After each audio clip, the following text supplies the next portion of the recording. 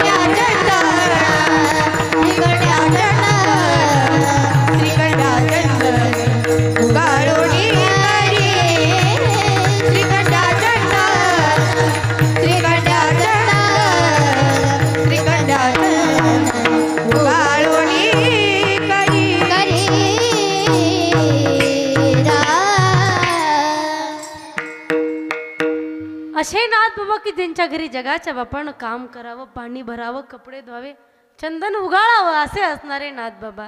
हे नाथ बाबा काय करतात? संतांचे उपकार आपल्याला सांगण्याचा प्रयत्न करतात. नाथ बाबा सुद्धा एक संत आहेत. पहा, त्यांचे सुद्धा उपकार या संप्रदायावरती आहेत. किती उपकार आहेत अहो. आपण त्या भगवान परमात्म्यापर्यंत पोहोचावं त्याच्याकरिता अनेक साधन नाथ बाबांनी आपल्याला बहाल केले, दिले आपल्याला. भागवत सारखं ग्रंथ या नाथ बाबांनी आपल्याला दिला. रुक्मिणी स्वयंवर हा ग्रंथ दिला. या लोकांना कळावून अगोदर कूट अभंगाची रचना नाथ बाबांनी केली. पण या लोकांना ते समजणार नाही बाबा, ही अवघड भाषा आहे. मग साधे बोळी जनता की ज्यांना लिहिता वाचताच येत नाही, त्यांना संस्कृत कळत नाही, अशी असणारी साधी बोळी जनता, त्यांना जर देवाची प्राप्ती करायची तर मग बिचारे कसे करतील? यांना सोपा मार्ग आपण दाखवून देऊ. सोप्या पद्धतीत आपण यांना सांगण्याचा प्रयत्न करू की जेणेकरून यांना समजेल आणि ते भगवान परमात्म्यापर्यंत पोहोचतील. म्हणून नाथ बाबांनी विचार केला. म्हणून नाथ बाबांनी काय केलं तर आपल्या रोजच्या जीवनामध्ये आपण जे शब्द वापरतो, ज्या शब्द वापरतो ते वापर असणारे शब्द त्याचीच रचनामधनं नाथ बाबांना भारुडाची रचना केली. एवढे सुंदर भारुडची रचना केली नाथ बाबांनी. अगोदर सुरुवातच शेजारणीपासून केली. या शेजारणीनं बरं नाही केला ग बयो, या शेजारणीनं बरं नाही केला ग बयो. अन मला पंढरीला नेल ग बयो, मला पंढरीला नेल ग बयो, पंढरीला नेल ग बयो, बयो बयो पंढरीला नेल ग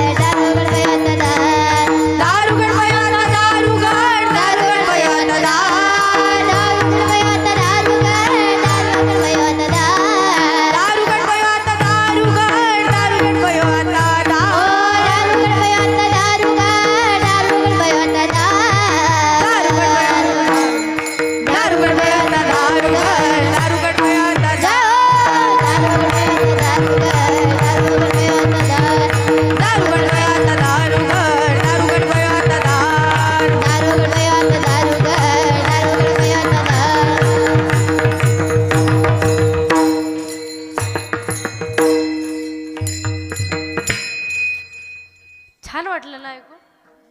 महिला तर हसायच लागल्यात. अशी सुंदर भारुडाची रचना नाथबाबांनी केली. आपल्याला ऐकायलाही छान वाटतंय आणि शब्द सुद्धा अगदी आपल्या रोजच्या वापरण्यामधले त्यामध्ये आहेत. अशी असणारी भारुडाची रचना नाथबाबांनी केली आणि ही भारुड या आपल्या संप्रदायाला दिली. अनेक उपकार, अनंत उपकार नाथबाबांचे सुद्धा या संप्रदायावरती आहेत. आणि हे नाथबाबा संतांचे उपकार सांगतात. कारण नुसतं संतांचेच उपकार सांगतात. खरं पाहायचं म्हणलं तर या समाजामध्ये उपकार करणारे भरपूर आहेत. लक्ष द्या बरं, उपकार करणारे भरपूर आहेत. त्यामध्ये उपकार करण्यामध्ये नदी असेल, झाडं असतील, पशु पक्षी असतील, सूर्य, चंद्र, वायू सगळेजण आपल्यावरती काही ना काही उपकार करतात. नदी आपल्यावरती उपकार करते. काय उपकार करते? आपल्याला पाणी पुरवते नदी.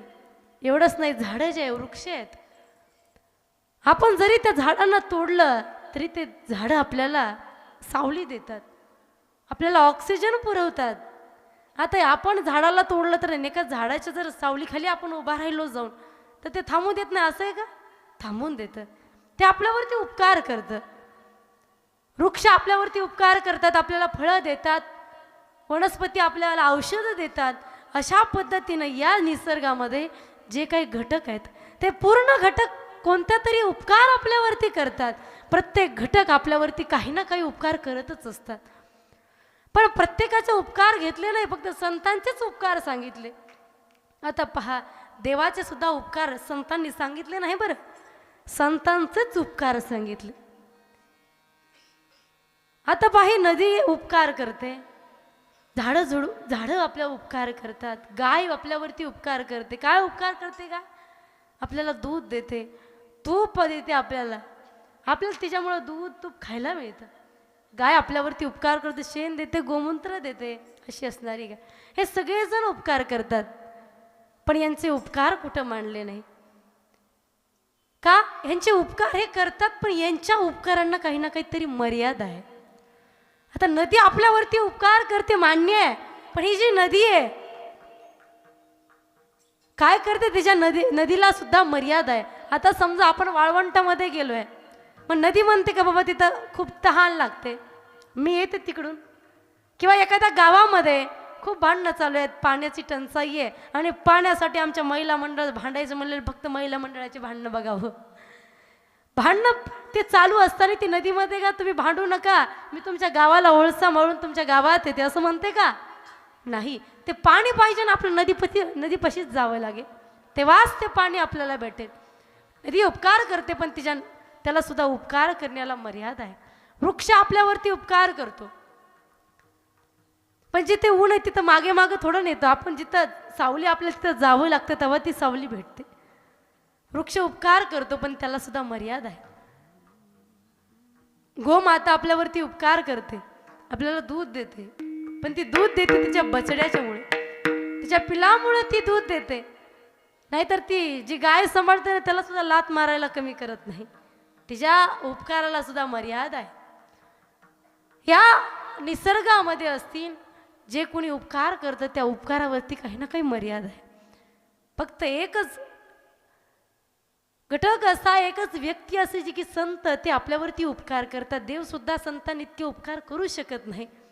कसं काय? पहा, संतां एवढे उपकार की त्यांच्यामध्ये देवाचं त्या यादीमध्ये नाव येऊ शकत नाही. त्याचं कारण असं आहे, देव उपकार करतो, पण तो करतो तो फक्त भक्तांवरच करतो, दुर्जनावरती नाही. देव उपकार करतो बरं, पण फक्त भक्तावरती. जर ते सर्वांवरतीच देवाने जर उपकार केले असते तर हिरण्यकशिपूला मारलंच नसतं. देवाने जर उपकार केला असता तर महाभारताच्या युद्धामध्ये जे कौरव आहेत त्यांना मारलं नसतं देवाने, पांडवांना जिवंत ठेवलं नसतं. कारण पांडव काय करत होते? भगवान परमात्म्याचं सतत भजन करत होते. किती दुःख जरी आलं तरी ते भजन करायचे. पहा, ते पांडव अखंड वनवासी, परी त्या देवासी आठविती. त्या देवाला ते आठवत होते. पांडव देवाचे भक्त होते, भक्ती करायचे, म्हणून या देवाने सुद्धा त्यांना जिवंत ठेवलं. बाकी सगळे पांडव मरण पावले, कौरव मरण पावले. म्हणजे देव उपकार करतो तो कोणावर करतो? फक्त भक्तांवरती करतो, दुर्जनावरती नाही. भक्ता राखे पायापाशी, दुर्जनासी संवारी. असं असणारा भगवान परमात्मा तो उपकार करतो. करत नाही असं नाही, करतो, पण तो फक्त आपल्या भक्तावर करतो, दुर्जनावरती नाही. याच्या पुढं जाऊन जर सांगायचं म्हटलं तर आपले आई वडील जे आहेत त्यांचे पण आपल्यावरती फार उपकार आहेत. जी आई आहे ती आपल्याला जन्म देते, हाच तिचा सर्वात मोठा उपकार आहे. वडील आपला सांभाळ करतात, हा पण त्यांचा काही उपकार कमी नाही. सर्वात मोठे आई वडिलांचे आपल्यावरती उपकार आहेत.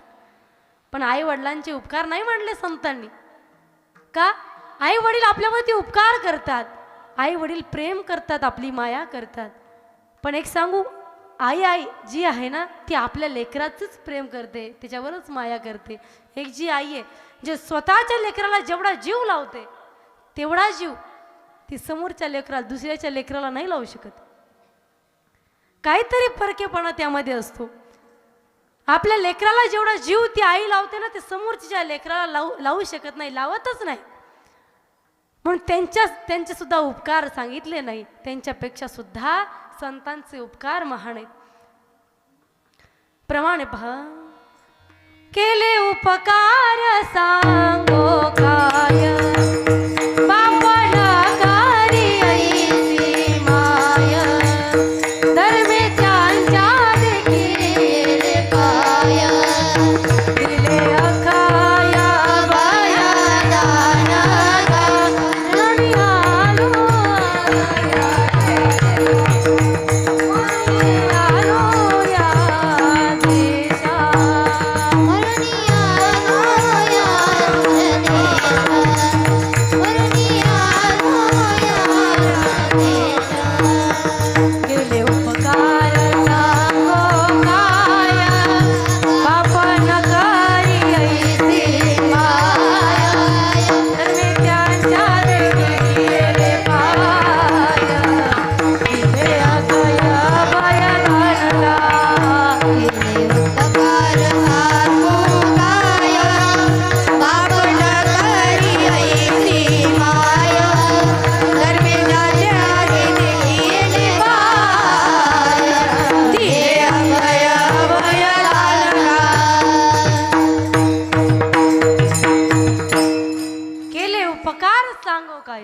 बाप न करी ऐसी माय. जे बाप आणि माय जे करू शकत नाही ते संत करतात. म्हणून सर्वात जास्त उपकार कोणाचे असतील? देवांपेक्षा सुद्धा उपकार जे करतात ते संत असतात. देवाला जे उपकार करता येत नाही ते संतांना करतात. देव फक्त भक्तावर उपकार करतो, पण संत दुर्जनावरती सुद्धा उपकार करतात. काय सांगू आता संतांचे उपकार, काय सांगू आता संतांचे उपकार, काय सांगू आता संतांचे उपकार, काय सांगू आता संतांचे उपकार. मज निरंतर, मज निरंतर, जागविती जागविती जागविती, काय द्यावे त्याची वावे उतराई, काय द्यावे त्याची वावे उतराई, द्यावी त्याची व्हावे उतराई, काय द्यावी त्याची व्हावे उतराई. वावे उतराई राम. तुकोबराय म्हणतात, काय सांगू आता संतांचे उपकार. काय सांगू मी सांगूच शकत नाही असे संतांचे उपकार आहेत. काय उपकार आहेत? मज निरंतर जागविती. संत काय करतात? आपल्याला जागवण्याचं काम संत आपल्याला करतात. उठा जागे वारे आता, स्मरण करा पंढरीनाथा, भावे चरणी ठेवा माता, चुकवावी आता जन्माच्या. उठ, आपल्याला उठा असं संत म्हणतात. का बरं उठा म्हणतात? त्याचं कारण असं आहे, आयुष्य जात आहे पहा काळ पातासे महा स्वहिताचा गौरव ध्यानी राहासी हरीच्या घनदारा पुत्र जन घनदारा पुत्र जन. आपलं आयुष्य जातंय, एक एक क्षण निघून चाललाय म्हणून जागे व्हा म्हणतात. पहा, एक तुम्हाला सांगते, जो दिवसभर जगतो ना, जो दिवसभर जगत राहतो त्याला जीव म्हणतात. जो दिवसभर जगत राहतो त्याला जीव म्हणतात. जो सर्वांना जगवतो त्याला देव म्हणतात. आणि जे सर्वांना जागवतात त्यांना संत असे म्हणतात. पहा, संत आपल्याला जागवण्याचा प्रयत्न करतात.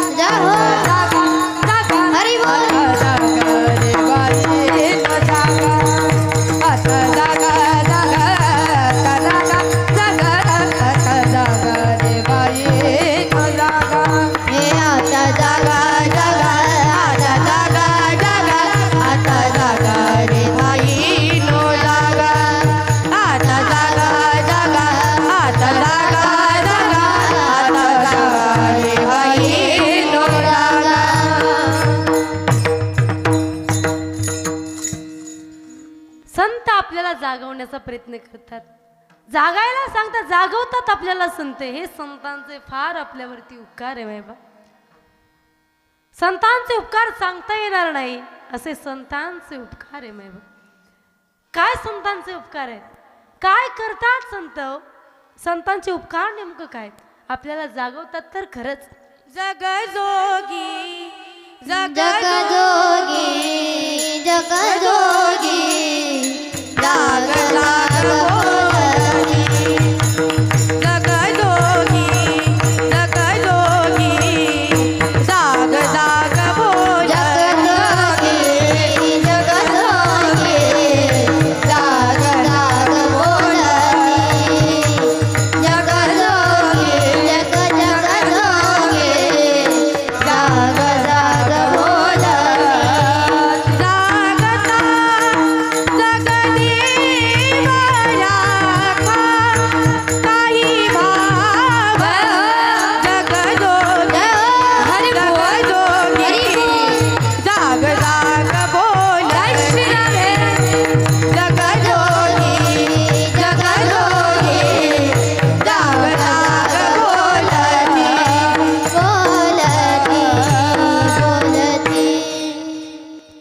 संत आपल्याला जागवण्याचं काम करतात. हेच त्यांचे अनंत उपकार आपल्यावरती आहेत.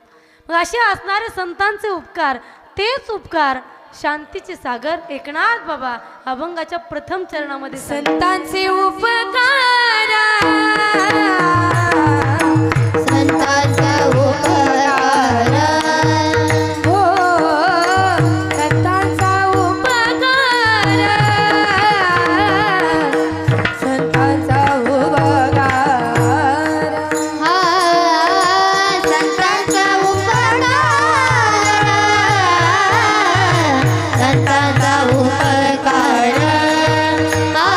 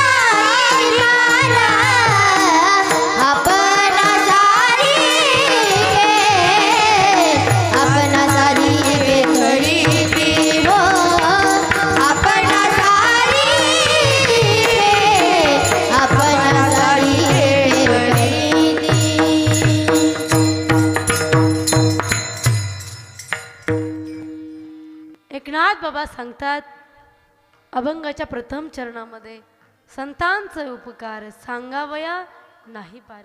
संतांचे एवढे अगणित अनंत उपकार हे आपल्या जीवावरती आहेत की ते शब्दामध्ये तर मांडता येणार नाहीत, शब्दामध्ये सांगता येणार नाहीत.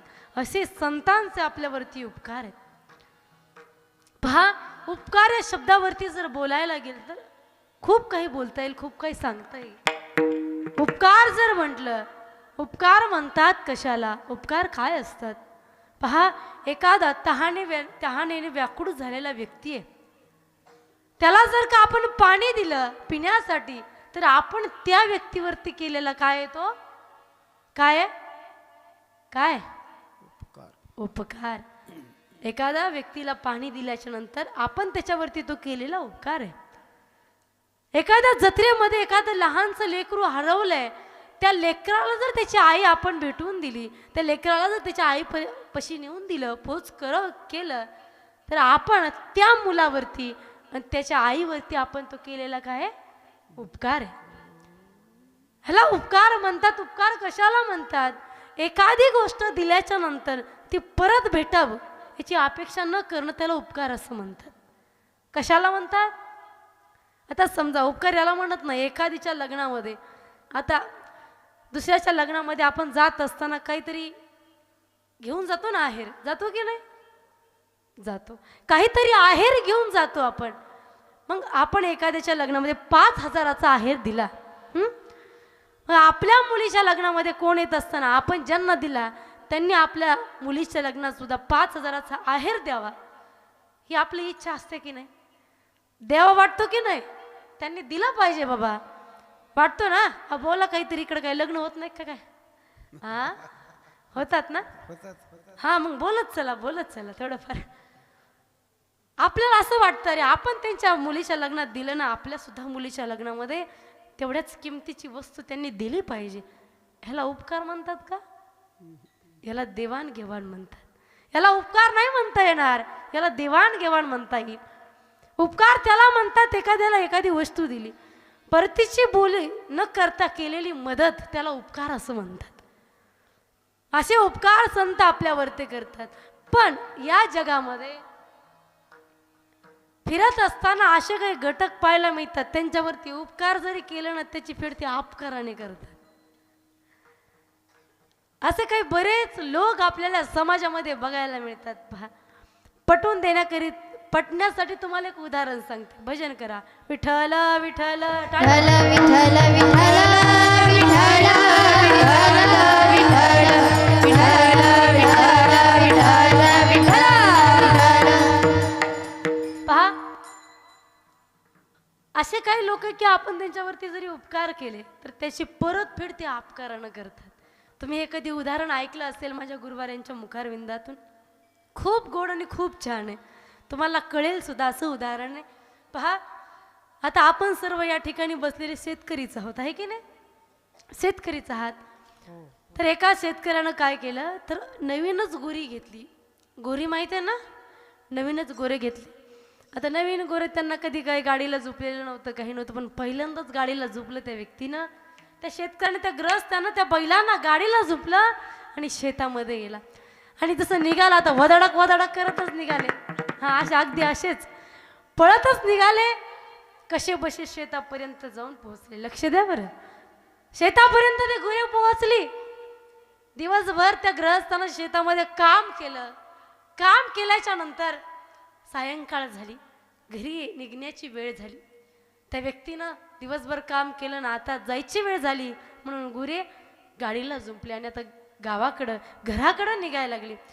जसं जसं गाव जवळ येईल तसं तसं हे गुरे जास्तच वदाडक उड्या मारायला लागले. जसं की आमची पप्पेची आई माहेरचं कुणी आलं की तिला काही सुधरतच नाही, तसंच ते गोंधळून जातात. अगदी तसंच हे गुरे जे आहेत ते सुद्धा जसं जसं गाव जवळ येईल तसे तसे उड्याच मारायला लागले. नुसते उड्या मारतात, असे उड्या मारायला लागले. त्या उड्या मारण्याच्या नादामध्ये त्या बैलाच्या नाकातली व्यसनच तुटली. काय झालं? व्यसन तुटली. आता काय करता? व्यसन तुटली, गाडीवरचा ताबा सुटला. आता जो ग्रहस्थ होता ना, तो ग्रस्त घाबरला. आता काय करायचं? बैलाच्या नाकातली व्यसन तुटली, गाडीवरचा ताबा सुटलाय. आता करायचं काय? गाव जवळ आलंय. हा ग्रस्त आता ओरडायला चालू केलं. ह्याने बोलायला लागला, हो काका मावशी बाजूला सरका, सरका बाजूला. बैलाच्या नाकातली व्यसन तुटलीये, गाडीवरचा ताबा सुटलाय, हो सरका बाजूला. अशा पद्धतीनं मोठमोठ्यानं ओरडायला लागला. लोक त्याचं ऐकत होते, त्याला मदत करत होते, बाजूला सरकत होते. गाडी हळूहळू गावात येते, चौकात यायला लागली. हा मोठ्या मोठ्यानं सांगतोय लोकांना, अहो सरका बाजूला, बाजूला सरका. बैलाच्या नाकातली व्यसन तुटली, गाडीवरचा ताबा सुटलाय, सरका बाजूला. असं मोठमोठ्याने ओरडत ओरडत तो व्यक्ती सांगतोय. सांगत असताना तेवढ्यामध्ये चौकामध्ये गाडी आली आणि तेवढ्यामध्ये गावातली एक शांताबाई नावाची बाई समोर आली. इथल्या शांताबाईच सांगत नाही तर कोण असलं तरी, तिकडची शांताबाई सांगते. ती शांताबाई समोर आली. जशी काय ग्रस्तानं त्या शांताबाईला बघितलं ना, त्याची बोबडी चोळायला लागली. त्याला शब्दच फुटाना. काय करावं, कारण नुसतं शांताबाई नाव होतं, पण ती सगळ्यात भांडखोरच बाई होती गावामध्ये. असं गावात एक सुद्धा व्यक्ती नव्हतं की तिचं भांडणं त्याचं झालं नव्हतं. एवढी भांडखोर ती शांताबाई. ती त्याच्या समोर आली आणि समोर आल्याबरोबर काय झालं, आता याची बोबडी वयाला काही सुचेना, पण तरी सुद्धा यानं बळ तिला सांगायला लागला, बाई अहो बाई बाजूला सरका, बैलाच्या नागातली व्यसन तुटली, गाडीवरचा ताबा सुटलाय, तुम्ही बाजूला सरका.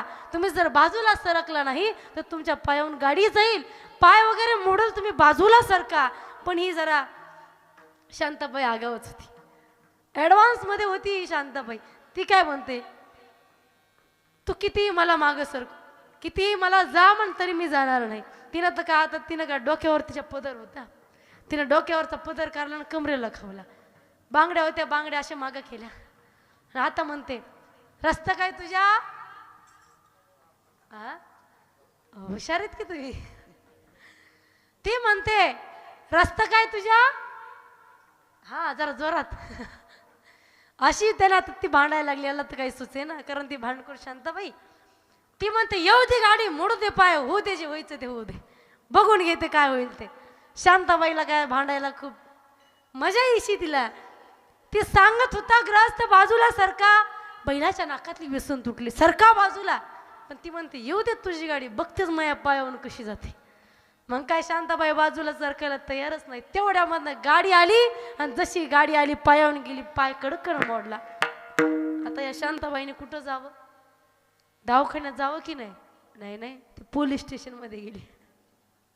पोलीस स्टेशन मध्ये गेली शांताबाई आणि तिथं या बाबाविषयी तक्रार केली. बिचारा घाबरला.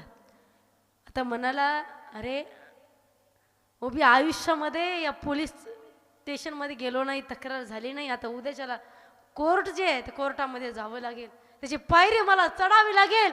आतापर्यंत माझ्या बाप जन्मी कोणी पाहिलं नव्हतंय. काय वेळ आली, बिचारा रडत बसला, काही कळे ना त्याला, घाबरायला लागला, काही सुचेना त्याला, रडत बसला. तेवढ्यात त्याचा मित्र त्याला भेटला आणि मित्र म्हणता, अरे काय झालं, एवढं दुःखी काय तू. त्यावेळेस तो सांगतो, बाबा काल असं असं झालं. तर त्या शांताबाईनं माझी कंप्लेंट केली. आता काय करू मला सुचे ना, यातून सुटू मी कसं बाहेर, मला कळे ना, मला काहीतरी उपाय. त्यावेळेस तो मित्र म्हणाला, काही काळजी करू नको, माझ्याच ओळखीचा एक मित्र आहे, तो वकील आहे, थोडेफार त्याला पैसे दे, तो सुखरूप निघशील बाहेर, त्यामधनं सुटशील. असं सांगितल्याच्या नंतर ठीक आहे म्हणे, देतो पैसे. पोलीस झाली आणि त्या वकिलाला बोलवलं. वकील आले. वकील म्हणाले, हे पहा ग्रस्त, तुम्हाला जर यातून सुटायचं असेल ना, एकच उपाय, इकडे पहा. ग्रस्त म्हणतात, हा सांगा ना, मी सुटलो पाहिजे, तुम्ही म्हणता तेवढे पैसे मी तुम्हाला देतो, तुम्ही फक्त मी सुटलो पाहिजे. असं म्हणल्याच्या नंतर वकील म्हणतात, काही नाही करायचं, फक्त ते म्हणते, तुम्ही फक्त आत जायचं आणि फक्त एकच गोष्ट करायची. त्या जज साहेबांनी तुम्हाला काही जरी विचारलं तरी काय म्हणायचं, बुईंग, एवढंच म्हणायचं. काय म्हणायचं, बुईंग. हा, लक्षात आलं तुमच्या, एवढंच म्हणायचं. ग्रस्त म्हणाला, का हो, नुसतं बुईंगच म्हणायचं का. हो म्हणे, तुम्हाला काही जरी विचारलं तरी फक्त बुईंग एवढंच म्हणायचं, बाकी काही म्हणायचं नाही. ठीक आहे, तुम्ही एवढंच म्हणलं तरच सुखरूप सुटता, नाही तर सुटणार नाही, बिचारा ग्रस्त गेला.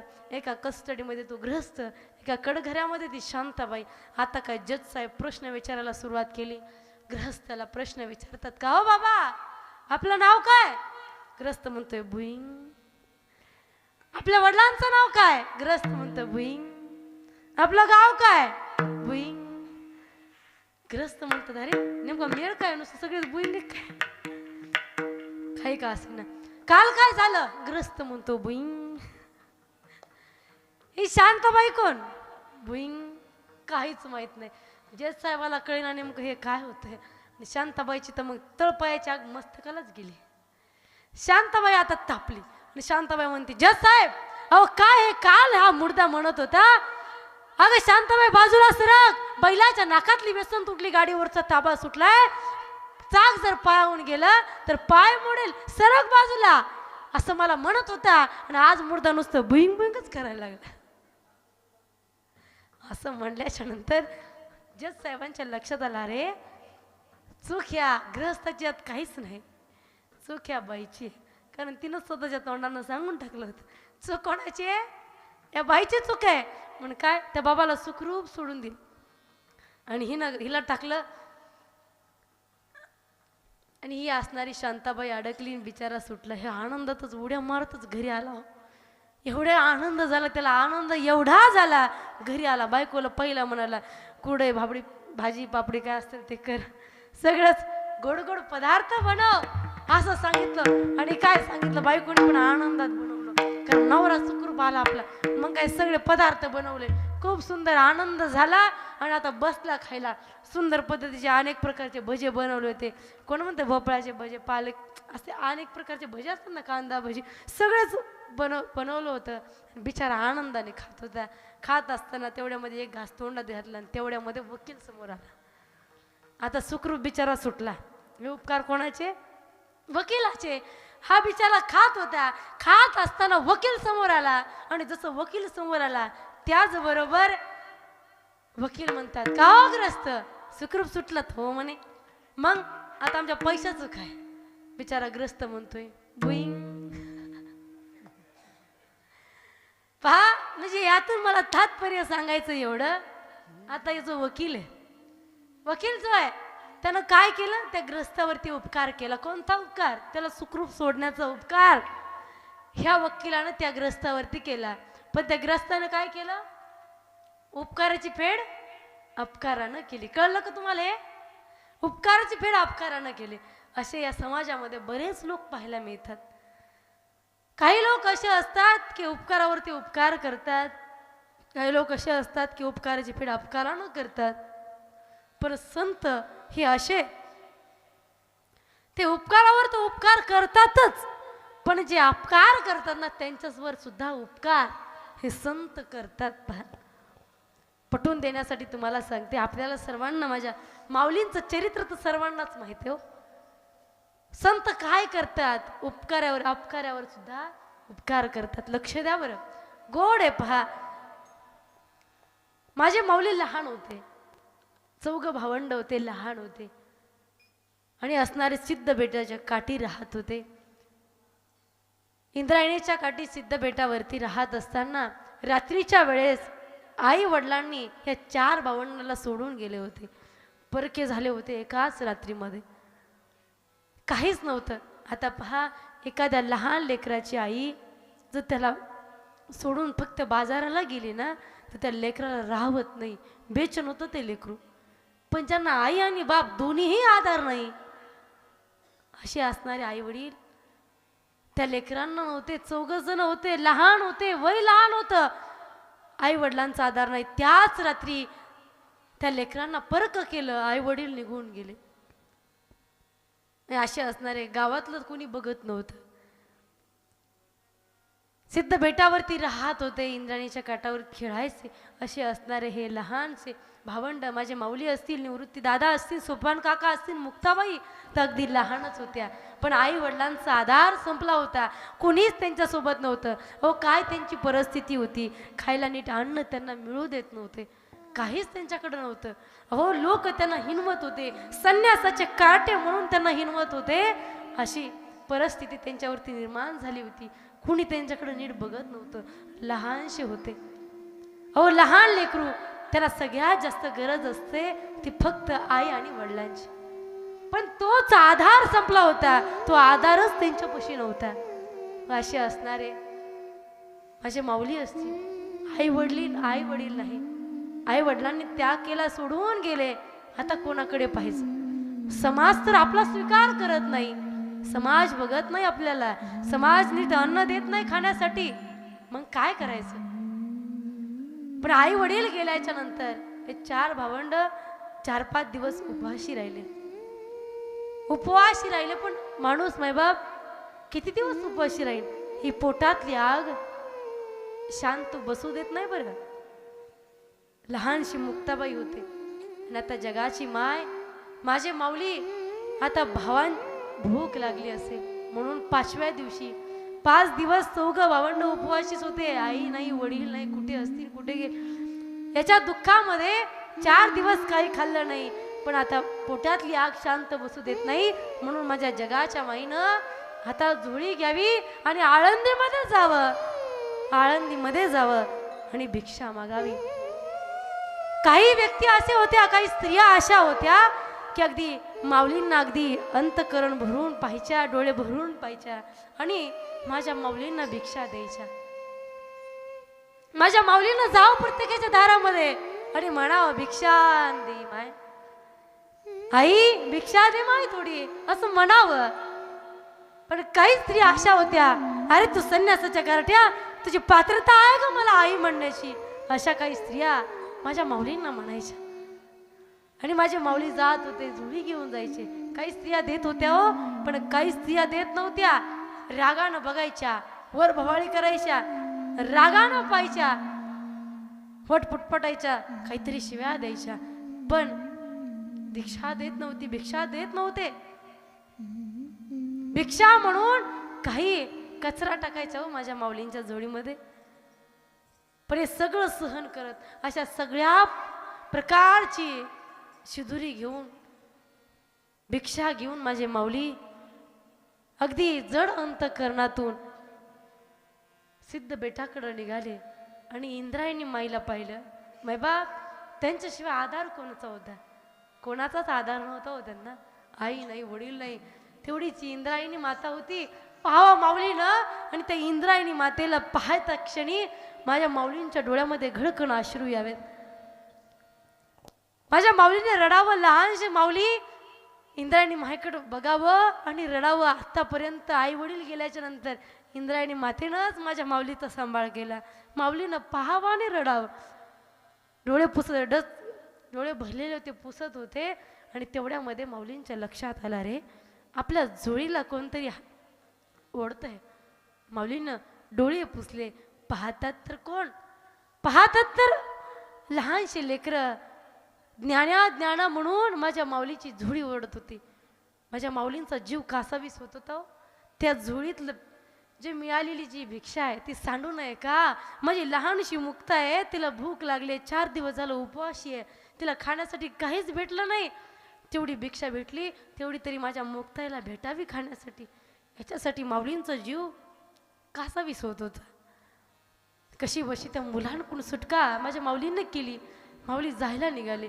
जात असताना तेवढ्यामध्ये धिप्पाड देहाचा, लांब शेंडीचा, मोठ्या मोठ्या मिशा असणारा, ढांगा टाकतच एक व्यक्ती त्या ठिकाणी आला. त्याचं नाव आहे विसोबा. तो तिथे आला आणि आल्याबरोबर जे जगाचा घाम पुसते ना माय, जगाचा घाम पुसणारी माऊली, तिला दरदर घाम आला. जगाचा उद्धार करणारी माऊली, तिला घाम आला आणि माऊली मनात विचार करत, अरे हे लेकरापासून मी कसं तरी सुटलो असतो, सुटका केली असती, सिद्ध बेटावर गेलो असतो. पण आता ह्या बाबापासून, अगदी विषारी सर्पच हा, हिच्यापासून मी कशी सुटका करू? तेवढ्यामध्येच विसोबा बोलायला लागले. म्हणतात, का रे न्याण्या, अरे संन्यासाच्या कार्ट्या, तुम्हाला कळत नाही? कोणाच्या आज्ञेनं तुम्ही आळंदीमध्ये पाऊल ठेवला? स्वतः तर अमंगळ आहात, आम्हालाही अमंगळ करता. तुमचे तोंड जरी बघितले तर आमचा दिवस घाणेरडा जातो. कस काय तू आळंदामध्ये पाऊल ठेवलास असं बोलायला लागले. माऊली म्हणतात का हो आमचा काही अधिकार नाही का? आळंदी तर सर्वांचीच आहे. सांगितलं अजिबात बोलायचं नाही आणि आळंदीमध्ये तर पाऊल तू अजिबात ठेवायचं नाही. आता ठेवलं इथून पुढे कसं ठेवतं बघतोच. चांगलीच अद्दल घडवतो तुला आणि अद्दल घडवण्याच्या नादामध्ये त्या विसोबाने काय करावं माऊलींच्या झोळी घ्यावं टणकन ती झोळी फाडावी आणि त्यामध्ये असणारी जी दीक्षा आहे ती सगळी खाली सांडावी. मायबाप माऊलींचा जीव कासावीस होत होता रे. कासावीस प्राण मन तळमळी कासावीस प्राण मन तळमळी कासावीस प्राण मन तळमळी कासावीस प्राण मन तळमळी प्राण मन तळमळी कासावीस प्राण मन तळमळी कासावीस प्राण मन तळमळी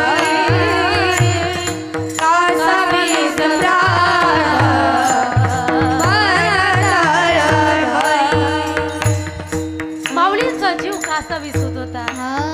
माऊली वाटत होता रे थोडीफार जी भिक्षा भेटलीये ती तरी माझ्या मुक्ताईला माझ्या सोपानाला मिळावी तेवढा तरी त्यांच्या पोटाला आधार होईल त्याचा विचार माऊली करत होते. पण मायबाप जी भिक्षा मिळवली होती जी भेटली होती ती पण मुखात जाऊन दिली नाही हो. ते विसोबा साठे ना जी भिक्षा मिळाली ती पण झोळी फाडली आणि ती भिक्षा खाली सांडून दिली. अहो या बाबाचा विरोध करावा तर कोणाच्या जीवावरती करावा? आई नाहीये बाप नाहीये कोणाच्या जीवावर यांना बोलावं?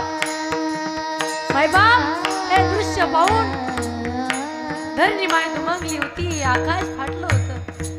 आईचा आधार नाही. मायबाप सांगायचं जर झालं ना या जगामध्ये आई आणि बाप सोडताना दुसरं कुणीच आपला आधार नसतं. आणि माऊलींचं तेच गत आहे. आई नाही बाप नाही लहानशी लेकरं. एवढीच भिक्षा भेटली ती सुद्धा मिळून दिली नाही. माऊलीच्या डोळ्यामधून खळखळ अश्रू यायला लागले. माऊली म्हणजे रडायला लागले हो. खाली सांगायला मी कणिक म्हणलं कणिक झालं. कणिक म्हणलं इंद्रायणीचे पाण्याने नाही हो माझ्या माऊलीचे रडले ना त्याच्या पायात. पण एवढा दृष्ट असणारा विसोबा ते कणिक सुद्धा मिळू दिलं नाही माऊलींना.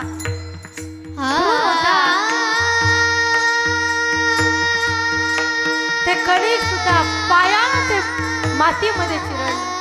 का ते कणिक सुद्धा हे भिक्षा उचलल आणि ह्या ज्ञाना काय करण घेऊन जाईन घरी त्याच्यामुळे पायानं तुडवली. पण माझ्या माऊलीला मिळू दिली नाही आणि माझे माऊली जड अंतकरणानं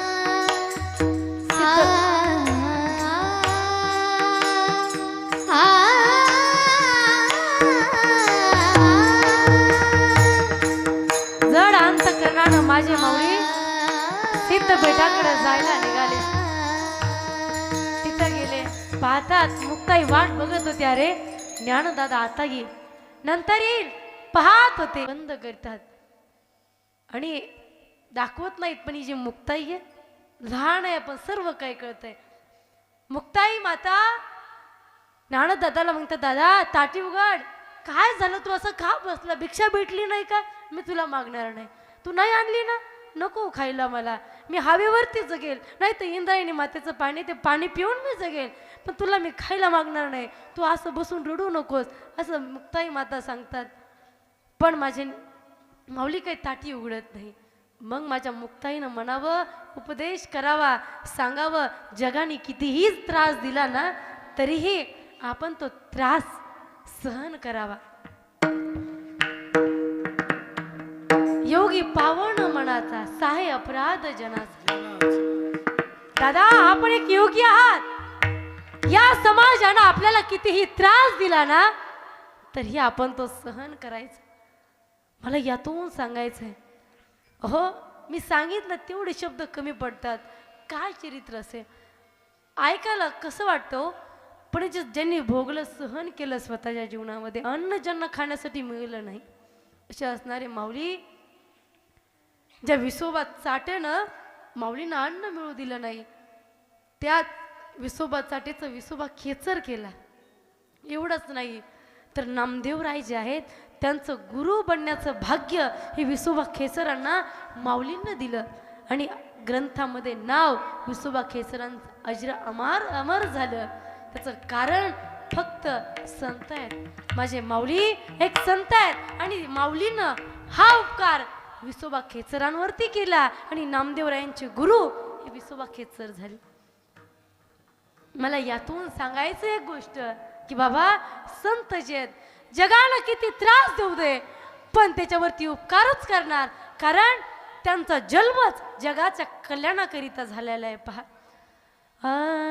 जगाच्या कल्याणा संतांचा विभूती, जगाच्या कल्याणा संतांच्या विभूती, जगाच्या कल्याण संतांच्या विभूती, जगाच्या कल्याण संतांच्या विभूती.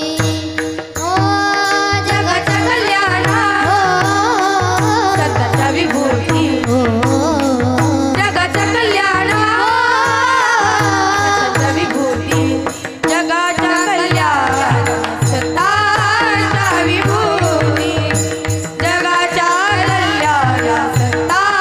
जगाच्या कल्याण संतांच्या विभूती. ओ देह कष्ट भीती परोपकार, देह कष्ट भीती परोपकार, देह कष्ट भीती परोपकार, देह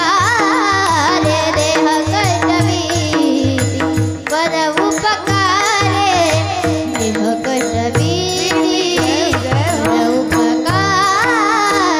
कष्ट भीती परोपकार, देह कष्ट भीती परोपकार, देह कष्ट भीती परोपकार. हरे बोल. ओ जगाच्या कल्याण जगाच्या कल्याण संतांच्या विभूती, जगाच्या कल्याण संतांच्या विभूती, जगाच्या कल्याण संतांच्या विभूती,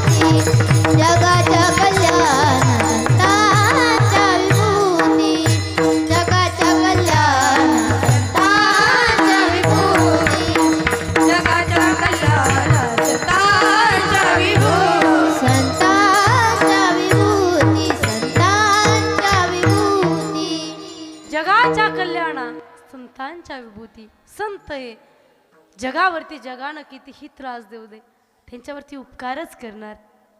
माझ्या माऊलीनं एवढा त्रास दिला पण माऊलीनं आपल्या उद्धाराकरिता ज्ञानेश्वरी आपल्याला दिली, हरिपाठ सारखा ग्रंथ आपल्याला दिला, अमृत अनुभव सारखा ग्रंथ दिला की जेणेकरून हे लोक उद्धार करतील स्वतःच्या जीवाचा. असे विचार करणारे संत आहेत. पहा, तरी माऊली पसायदानामध्ये म्हणतात, जे खळांची व्यंकटी सांडू, जे खळ जे आहेत त्यांची व्यंकटी म्हणजे जी घाणेरडी त्यांची बुद्धी आहे ती सांडू, अशी मागणी मागतात. अशी असणार कितीही त्रास देऊ दे, कारण आपल्याला जर इतरांना त्रास दिला ना आपण त्याचा बदलाच घेतो. कसा आपण त्याचा काटा निघतो याचं वाट आपण मागत असतो. पण संत तसे नाही, जगानं किती त्रास देऊ दे त्यांच्यावरती उपकारच करणार, कारण ती जात संतांची. संत असे असतात. काय करतात संत? नाथ बाबा सांगतात की अजून संत करतात काय. अभंगाचं दुसरं चरण. आपण सारिके करीती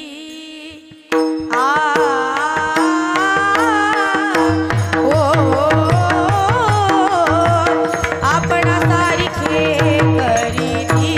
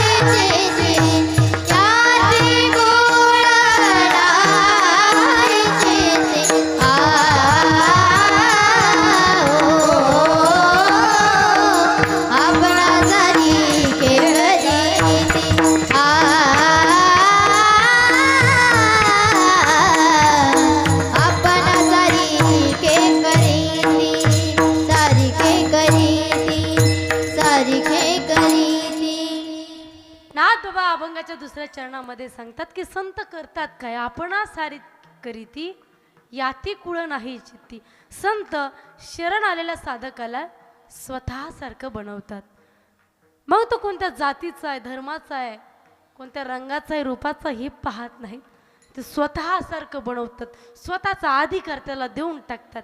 असे हे संत आहेत. पहा आपण काय करतो, संत हे कधी जात पात काहीच बघत नाहीत. पण आपल्यामध्ये ती जास्त गोष्टी आपल्यामध्ये पाहायला मिळते. आपण जात पात जास्त करतो, पण संत नाहीत. जे मोठे महात्मे होऊन गेले ना, त्यांनी कधी जात धर्म हे बघितलंच नाही, कधी पाहिलंच नाही. आपण म्हणतो की बाबा रोहिदास चांभाराचे, चोखामेळा महाराजचे, सावतामाळी माळ्याचे, भगवान बाबा वंजाऱ्याचे, शिवाजी महाराज मराठ्याचे, असे या महापुरुषांना आपण काय केलं, वाटून घेतलं जाती जातीमध्ये. पण ह्यांनी कधीच जात पात कधीच मांडली नाही. आता सांगायचं झालं, एवढं मोठं स्वराज्य निर्माण झालं, त्या स्वराज्यामध्ये म्हणजे आपलं स्वतःचं राज्य निर्माण झालं. आणि या स्वराज्यामध्ये ज्यांना निर्माण केलं असे असणारे छत्रपती शिवाजी महाराज. या शिवाजी राजांनी एवढं मोठं स्वराज्य निर्माण केलं, पण यामध्ये या स्वराज्यामध्ये त्यांनी कधी जातीभेद नाही केला. स्वराज्य जे कोणी येतील सर्व जाती धर्माच्या लोकांना एकत्रित केलं.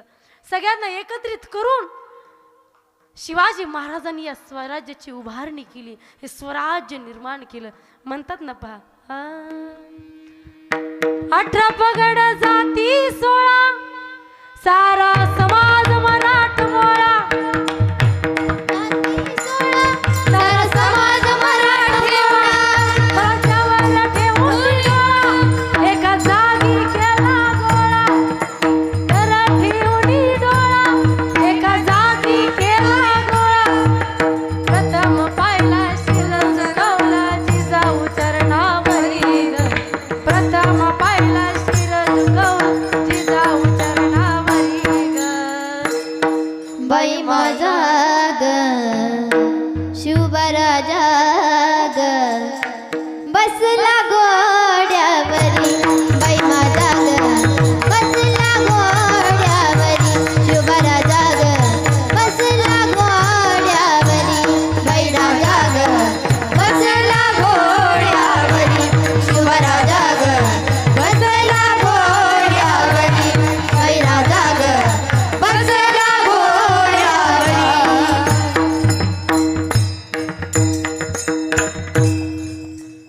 त्यांनी कधी जाती धर्म पाहिला नाही. आपणच पाहतो, आपण भेदभाव करतो. पण हे संत अगदी तसेच आहेत. हे महापुरुष कधी जाती धर्म पाहत नाहीत. कोणत्याही वर्णाचा, कुळाचा, रंगाचा, रूपाचा असू दे, त्याचा स्वीकार करतात आणि स्वतःसारखं बनवतात. स्वतःसारखं बनवतात म्हणजे काय करतात पहा. शेवटचं सांगून जाईल आणि सेवा संपवेल. पहा, नामदेवराय जे आहेत त्यांच्या संगतीमध्ये आता संतांसारखं बनायचं म्हणलं तर संगती त्यांची करावीच लागेल. त्यांच्या संगतीमध्ये गेल्याच्या नंतर ते संत स्वतःसारखं बनवतील. शूद्र जातीमधली एक स्त्री माझ्या नामदेवरायांच्या संगतीमध्ये गेली, संगतीमध्ये राहू लागली, तर तिला एक संत त्या झाल्या. त्याचा मान त्यांना प्राप्त झाला. त्यांना अधिकार एवढा मिळाला की त्यांना भेटण्याकरिता कबीरजी आणि माझे माऊली त्यांना भेटण्याकरिता गेले. एवढंच नाही, ज्या गौऱ्या ते थापायच्या ना त्यामधनं सुद्धा विठ्ठल विठ्ठल असा नामघोष ऐकायला यायचा, एवढा अधिकार त्यांना प्राप्त झाला संतांच्या संगतीमध्ये राहून. एवढंच नाही तर एवढा अधिकार त्या स्त्री संतांना प्राप्त झाला. म्हणजे नामदेवरायांच्या संगतीमध्ये राहून एवढा अधिकार प्राप्त झाला की नामदेवरायांना कीर्तन करावं आणि त्या कीर्तनामध्ये त्या स्त्री संतांनी माझ्या जनाबाईंनी कुणी कोणतं प्रमाण म्हणावं, कुणं प्रमाण उचलावं, कुणी गायन करावं हे सांगण्याचा अधिकार त्यांना प्राप्त झाला. वाळवंटामध्ये कीर्तन असायचं, सुंदर पद्धतीनं ते कीर्तन चालायचं. त्या कीर्तनामध्ये एवढ्या सुंदर पद्धतीने किती देव नाचायचा. नामदेव कीर्तन करी पुढे देवनाचे पांडुरंग. नामदेव कीर्तन करी पुढे देवनाचे पांडुरंग. नामदेव कीर्तन करी पुढे देवनाचे पांडुरंग. नामदेव कीर्तन करी पुढे देवनाचे पांडुरंग. हो जनी म्हणे बोला ज्ञानदेवा भांग.